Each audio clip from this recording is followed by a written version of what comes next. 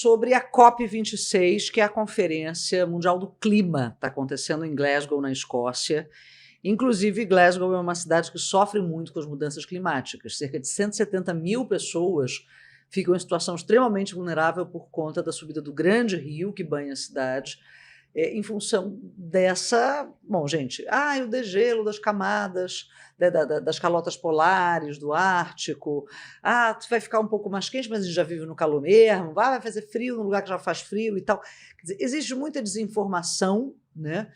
E estamos num tempo onde o negacionismo tem graçado, infelizmente, principalmente nas redes sociais, divulgando informações, inclusive teorias da conspiração, dizendo que querem tomar a Amazônia, que são grandes corporações, que querem que o Brasil pare de produzir agricultura forte, pecuária forte, porque querem invadir a nossa soberania, né, os nossos direitos soberanos sobre a Amazônia e tal. Quer dizer, a Amazônia é um dos pontos. Nós estamos aqui com o que a gente chama de sul global, que é exatamente essa faixa do planeta onde tem a concentração maior de florestas tropicais. É claro que as florestas tropicais são o que a gente chama do pulmão, né, e a Amazônia é o principal deles, ou seja, é quem sequestra esse gás carbônico da atmosfera para poder mediar o clima, mas se a gente continuar no ritmo que estamos aqui na Amazônia, nós vamos virar, já estamos potenciais poluidores por conta da floresta degradada, né? Floresta de corte raso degradada, que ela acaba gerando CO2 e por conta das queimadas também. Eu vou conversar agora com o professor Norbert Fenzel, professor do Núcleo de Meio Ambiente da UFPA, o NUMA. Professor, nós temos complexos problemas para entender a Amazônia. Nós temos uma região que teve o estímulo desse desmatamento ali na década de 60 e 70, né, que teve Transamazônica e BR-163 rasgando esse território e acabou promovendo muito esse desmatamento. As pessoas foram chamadas para vir para cá, incentivadas a desmatar, inclusive, né? Hoje a gente precisa fazer essa mudança. Temos o agronegócio como principalmente a soja como uma commodity muito importante para a economia do Brasil, né? O minério de ferro, a mineração virou, de certa maneira, um vilão nessa história, muito por conta dos acidentes, muito por conta de responsabilidade das empresas, muito por conta de não desenvolver os territórios, de ter muita pobreza em torno dessas plantas minerárias, desses lugares de mineração e também das plantas que transformam, mesmo que de maneira semi-elaborada, essa matéria-prima. Nós temos o garimpo, que ainda é legalizado, né? É legal o garimpo, a atividade do garimpo no Brasil. O que não pode é garimpo ilegal, mas será que pode ainda garimpo? Quer dizer, a gente precisa caminhar para isso. E nós temos comunidades e povos tradicionais que são responsáveis hoje no mundo por mais de 80% da preservação dessas grandes reservas de biodiversidade.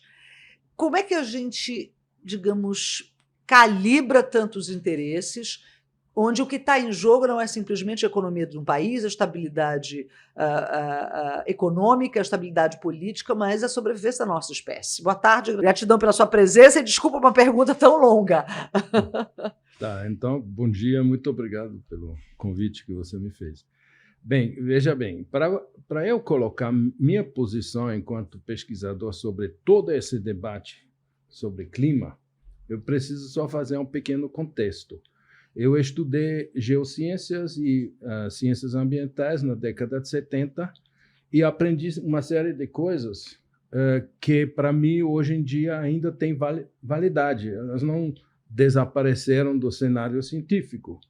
Então por exemplo, nós aprendimos que o clima, durante a evolução do planeta, sofreu grandes modificações, dramáticas modificações que, inclusive, em várias fases, as épocas mais frias destruíram 80% da biodiversidade.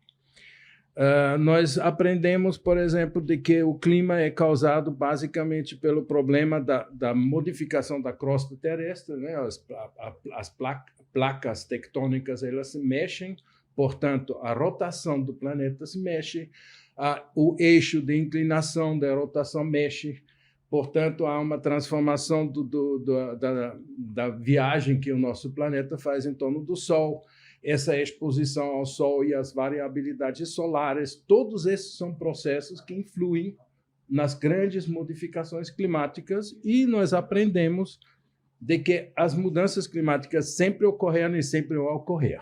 Agora, a grande questão, aonde está a humanidade nesse cenário? Então, vamos ver logo a questão do CO2. Ok. A totalidade do CO2 que está sendo produzido pelo planeta é produzido pelos oceanos, pelos solos, pela decomposição da vegetação, de uma série de fenômenos naturais, e só 5% do CO2 total que atualmente existe na atmosfera é produzido antropicamente, quer dizer, pela atividade humana, 5%. O total do CO2 na atmosfera atualmente é de 0,04%. Ou seja, dos 0,04%, 5% são nossa contribuição inclusive do CO2. Com a queima de combustíveis fósseis. Não, inclusive tudo isso. Quer dizer, Sim. Tudo que a humanidade é capaz de produzir através da queima de fósseis são 5% da totalidade. Então, nós temos que verificar primeiro a relação das dimensões, de que nós estamos falando quando a gente fala do CO2, da mudança climática e tudo isso. Bom, o que nós, às vezes, no nosso debate, a gente confunde duas coisas. Primeiro, a destruição massiva do planeta e dos recursos naturais e dos recursos da natureza através da nossa atividade econômica, fundamentalmente econômica, da nossa atividade social, da nossa atividade cultural. Quer dizer, a humanidade produz um ambiente que nós chamamos de meio ambiente, que é produto da sua própria atividade, da sua própria forma de organização econômica. E que está ficando tóxico. Está ficando extremamente tóxico para a humanidade. Sim, Okay, exatamente. exatamente. Porque outras espécies vão sobreviver. Não é a nossa, né? O planeta em si, ele já tem 4 ou 5 bilhões de anos e vai ter mais. Sim. Independentemente da nossa atividade. Ele vai continuar. E foi se adaptando a essas hecatombes todas. Mas a nossa espécie... O problema é exatamente isso. Que a nossa e as outras que a gente vai levar junto com a nossa estupidez. Exatamente. Né? Uhum. E isso causa um impacto fundamental para nós mesmos. Quer dizer, nós estamos utilizando ou produzindo um modelo econômico que destrói o planeta, nos autodestrói, como se fosse um sistema autofágico, tá? Uhum. E chamamos, então, agora alguma coisa que nos vai salvar. Então, eles se reúnem aí, discutem e acham que a redução do CO2 vai nos salvar disso.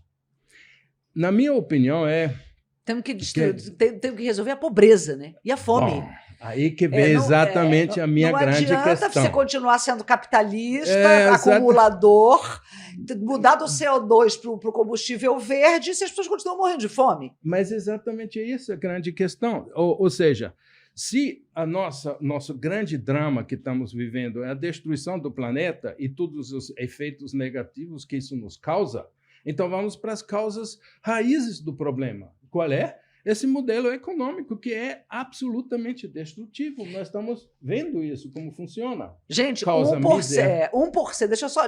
desculpa lhe interromper, porque esse dado é um dado sempre muito, muito obsceno, na minha opinião. 1% do planeta tem a mesma riqueza que os outros 99%. Essa concentração é uma obscenidade. Isso. Né? E só um parêntese, quem vai se reunir lá são também... Esses 1%. 1%. 1%. Tá bom, mas isso não quer dizer, veja só, eu não acho de que nós temos que negar a possibilidade de que esse processo destrutivo que nós temos agora instalado no planeta, depois da globalização total desse modelo, que não possa ter influência nas modificações climáticas. Pode ter, certo? Só que, como o clima, historicamente, na evolução, é um processo de altíssima complexidade, muito longe de qualquer equilíbrio, tá? Inclusive resultado de efeitos múltiplos, dos quais talvez nossa relação com CO2 pode ter uma influência, sim, não nego essa possibilidade, mas o sistema é tão complexo que achar que nós simplesmente baixando a concentração de CO2 por nossa própria atividade econômica, que são 5% da totalidade do CO2, eu acho isso uma certa, sei lá, como dizer, uma arrogância. Arrogância.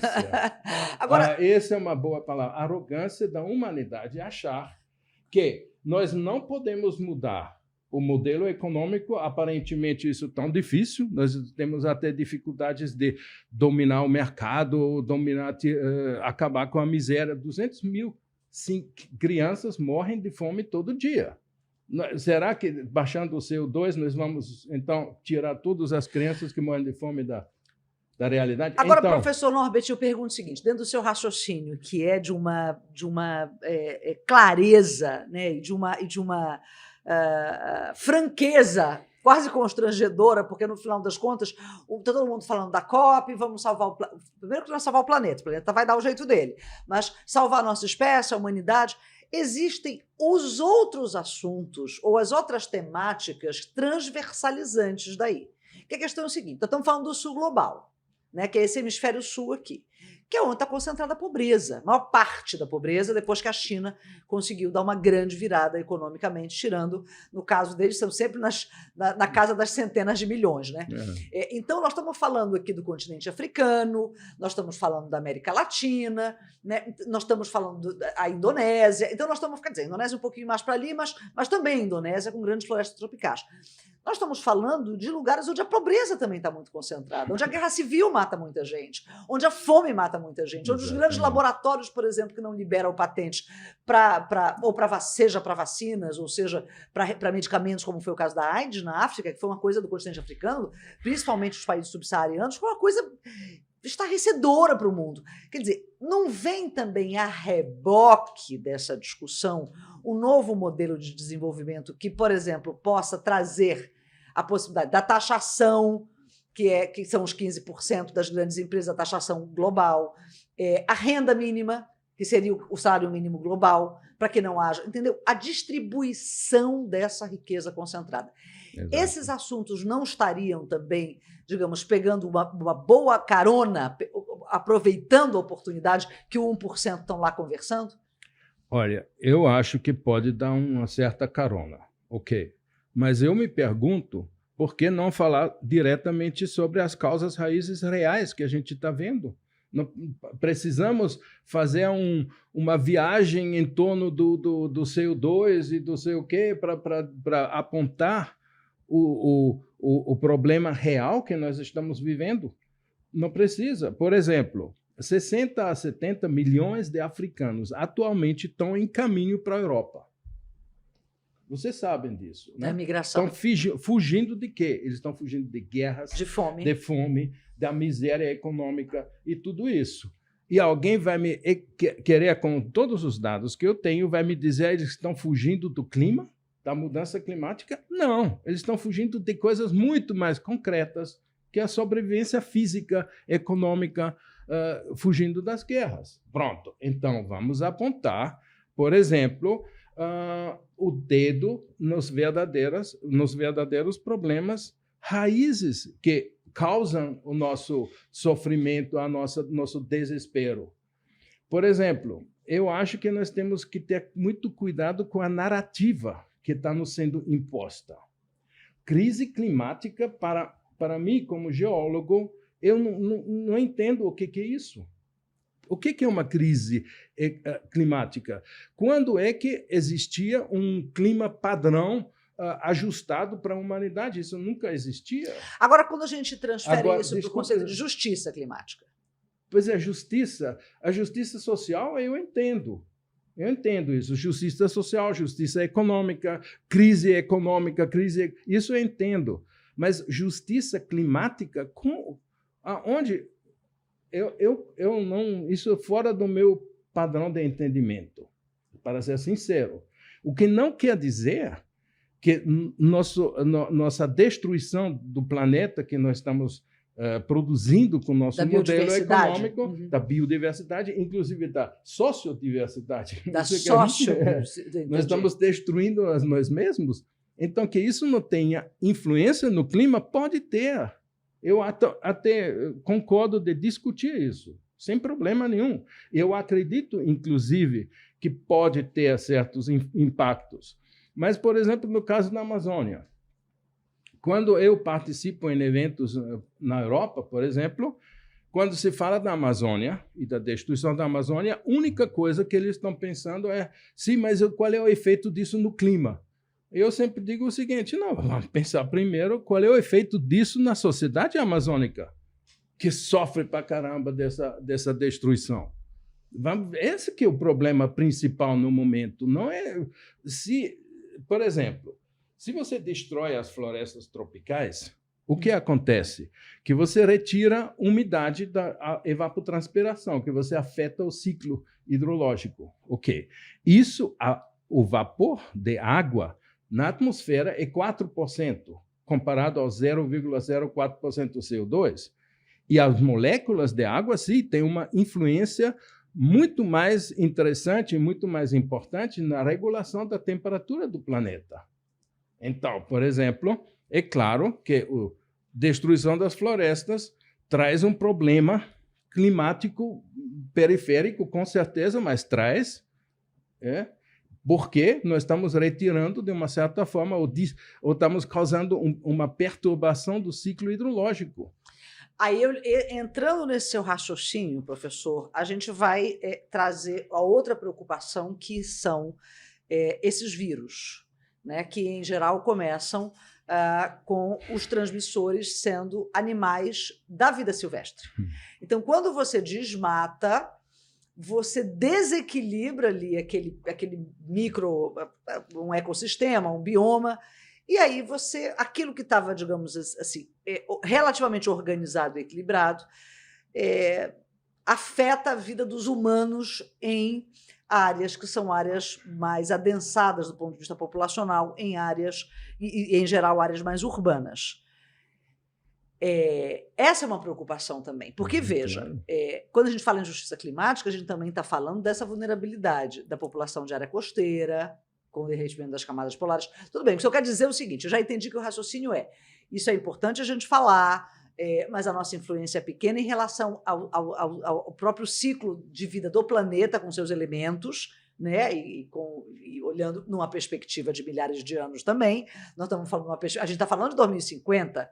O nosso espectro temporal agora, principalmente na COP, porque antes a gente falava assim, daqui a 100 anos, daqui a 50, agora está falando daqui a 2050, nós estamos falando daqui a 30, menos de 30 anos. Então, assim, daqui a menos de 30 anos, essa desigualdade pode matar muito mais, as pandemias podem ser muito mais frequentes, o modelo de desenvolvimento pode ser muito mais injusto e a vulnerabilidade dessa população mais pobre, que já é penalizada por esse modelo, ela pode gerar crises humanitárias extremamente mais complexas. Então, assim, a gente está falando de CO2, mas a gente não está falando sobre a língua que as pessoas entendem, de certa maneira, já que eu não consigo sensibilizar o Bezos, porque o Bezos vai pegar o dinheiro dele e vai passear no espaço, que eu digo o seguinte, olha, esse povo aqui pode ser protagonista de um novo modelo de desenvolvimento, novos empregos, uma economia verde, a gente diminuir a desigualdade. Vamos investir nesse sul global? Vamos investir nessa biodiversidade? Vamos descobrir fármacos? Vamos enxergar vamos olhar para cá, para a Amazônia, de outra maneira? Não seria, talvez, uma narrativa que, mesmo que eu entenda do ponto de vista científico, ela está sendo, digamos, hiperbolizada, né, dramatizada, mas, ao mesmo tempo, a gente conseguiria a tal da grande mobilização global, professor? Veja bem, eu desconfio, lamentavelmente, de que é a narrativa que nos desvia do verdadeiro problema. Eu acho que eu sinto um certo perigo nessa narrativa. Justiça climática. Por que não? Justiça social, simplesmente. Justiça porque a gente está falando disso. Sim, mas continua sendo o problema principal. E mesmo assim, agora vamos inventar, então, substituir justiça social e econômica por justiça climática, ou crise climática, quando, na realidade, estamos vivendo uma crise econômica e humanitária. Sim. Então, essa que me preocupa, porque existe um certo domínio dessa narrativa e atrás desse domínio da narrativa, com certeza, tem interesses. Óbvio, né? Então, eu não sei, eu não vou entrar nesse detalhe, porque realmente me faltam dados, mas que eu aprendi a desconfiar de certas narrativas que se produzem no mundo. Tá? Você corre atrás, você precisa o tempo todo ter uma apocalipse lá na frente para poder... tá? Por exemplo, essas visões apocalípticas, se a temperatura sobe 1 ou 2 graus.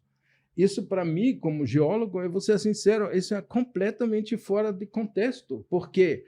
Porque no início do milênio passado, e a expansão do Império Romano se deu numa época onde a temperatura da Europa era 3 graus superiores que tem hoje. E depois veio a famosa era glacial intermediária do milênio passado, onde a época medieval caiu na profunda depressão econômica, toda a miséria da medieval da Europa foi justamente por causa do frio que e não tinha uma batata para comer. Onde a Tamisa se congelou no inverno. Quando, na época dos romanos, eles plantaram vinho na mesma região. Então, e que nós nos ensinaram na geologia, que nós estamos saindo de uma época medieval de frio. Quer dizer, sim, a temperatura está esquentando, está subindo um pouco. Agora, pintar em cima disso uma apocalipse, quando na realidade a apocalipse se aproxima provavelmente de outro lado. As pandemias. As pandemias, mas as pandemias também sociais. Sim. Você tem quase 2 bilhões de gente que estão na beira da fome. 2 bilhões dos 7 bilhões que nós somos. Você imagina o que está acontecendo com esse modelo econômico que está consumindo o planeta, que está consumindo os recursos naturais e criando cada vez mais miséria? Então, eu não sei. Eu tenho uma certa preocupação dessa narrativa. Entendido. O desvio do foco da nossa missão humana, que é... Isso, né, exatamente. Assim, estão muito preocupados com o clima, com o modelo de desenvolvimento, com o modelo de negócios, com novas tecnologias de geração de energia limpa, né, novas matrizes energéticas, mas... E o nosso vizinho que está morrendo de fome? Não, eu entendo. Eu não entendi quando você falou assim, lá vai a polêmica, a entrevista vai ser polêmica. Eu não entendi muito bem, porque eu achei que o professor fez, eu ia dizer o que a gente está ouvindo. E ele está dizendo o seguinte, ei, gente, para tudo. Volta 5 casas aí, vamos entender do que se trata isso. Né? De 2 bilhões de pessoas à beira da fome, de 200 mil crianças morrendo de fome todos os dias no mundo. E das guerras. Por exemplo, o complexo industrial militar é o maior produtor de CO2 do planeta. Onde tem esse dado publicado? Então, se os jovens de Friday for Future vão para a rua, o que eles deveriam protestar, em primeiro lugar, paz no mundo. Parem com as guerras e a produção de armas, por exemplo. Que ninguém fala disso, porque... eu acho isso intrigante, esse tipo de narrativa. Nós não apontamos nunca aonde o problema mais grave está. Mais grave, tá? Entendi. E tem só para terminar, porque nós temos os Objetivos do Desenvolvimento Sustentável. Eu estou acompanhando isso desde a primeira conferência do Rio. Então, eu acho eles excelentes. São os 17 Objetivos do Desenvolvimento Sustentável. Eu acho que nós deveríamos lutar para materializar e realizar esses objetivos. Só que, para isso, vamos ter que mudar completamente nosso modelo econômico. Refundar, né? Reestruturar. Nós nem conseguimos atender esses Objetivos do Desenvolvimento Sustentável se nós não mudamos drasticamente uma série de coisas do ponto de vista do nosso modelo econômico. Por exemplo... Eles dizem que um dos objetivos é saneamento básico em todas as cidades do mundo. Imagina só, saneamento básico nas cidades amazônicas, por exemplo. Quanta gente morre por falta de saneamento? Saneamento, né? Sim. E quantos recursos vão ter que ser mobilizados para poder investir o que precisa mudar no nosso modelo econômico para poder atender só esse único objetivo do desenvolvimento sustentável. Que é absolutamente estruturante, porque ele fala de várias outras coisas. Exatamente. Né? A gente fala de saúde, a gente fala de mobilidade, a gente fala de direito à educação, nós falamos sobre moradia. Quer dizer, o saneamento, ele está digamos, ele é a fundação dessa casa onde todos esses outros direitos habitam. Né? Exato. Então, professor, eu quero lhe dizer que o senhor me deu um sacode. O senhor me deu um belo sacode agora. Isso é isso mesmo. Eu não mexi muito. Não. Eu só espero que os negacionistas não peguem o seu argumento para dizer o seguinte: tá vendo? Não tem aquecimento global. Calma, não é disso que o professor está falando. Ele está falando o seguinte: isso é um problema, mas tem outros fundantes ali da nossa crise humanitária, social e econômica. Inclusive, pode ser que são causadores desse processo climático. E não estou negando que, primeiro, que temos mudança climática, sim, está esquentando um pouco, porque estamos saindo de uma época fria, isso é verdade. E, assim, inclusive, o tal de consenso dos cientistas em torno do IPCC é basicamente isso. Eles têm consenso de que estamos em mudança climática, sim. Mas o papel do CO2, você vai ver na literatura, é uma luta... Uma pancadaria. Pancadaria geral. Entendi. Por causa de uma série de razões. Então, eu, por exemplo, acho que temos, sim, mudança climática. E pode ser que nossa atividade, quer dizer, como nós estamos destruindo o planeta, pode ter efeitos... Sim, mas é muito mais legal, inclusive, que a gente tenha um comportamento sustentável. Muito mais legal, eu digo o seguinte, é muito mais digno que a gente tenha um comportamento sustentável em relação ao consumo, que nós tenhamos um comportamento responsável em relação ao ambiente que nós vivemos, a cidade, ao ambiente urbano, que nós nos escandalizemos com a pobreza e com a desigualdade social. Então, se a narrativa está distorcida, que a gente aproveite essa grande mobilização para botar o dedo na ferida, como o professor Norbert está fazendo agora. Gratidão pela sua participação aqui, professor, pela sua coragem de dizer as coisas que precisam ser ditas. Bom, eu não sei, talvez eu vou levar algumas pancadas aí. Mas é para isso, o senhor é pesquisador, mas estudou, é minha opinião, né? Então. E estudou e está trazendo para a gente informações que eu acho que não reduzem o debate, pelo contrário, enriquecem o debate. Gente, a gente termina por aqui com esse sacode, com essas informações sobre a nossa responsabilidade, principalmente de fazer desse mundo um mundo mais justo. Porque, por favor, gente, com essa capacidade que o mundo tem de produzir comida e com esse desperdício que nós vivemos, 2 bilhões, né? Nós estamos falando de um quarto do planeta, quase, à beira da fome, isso era para a gente não dormir, né? Um beijo no seu coração, a gente se fala na semana que vem. Até lá!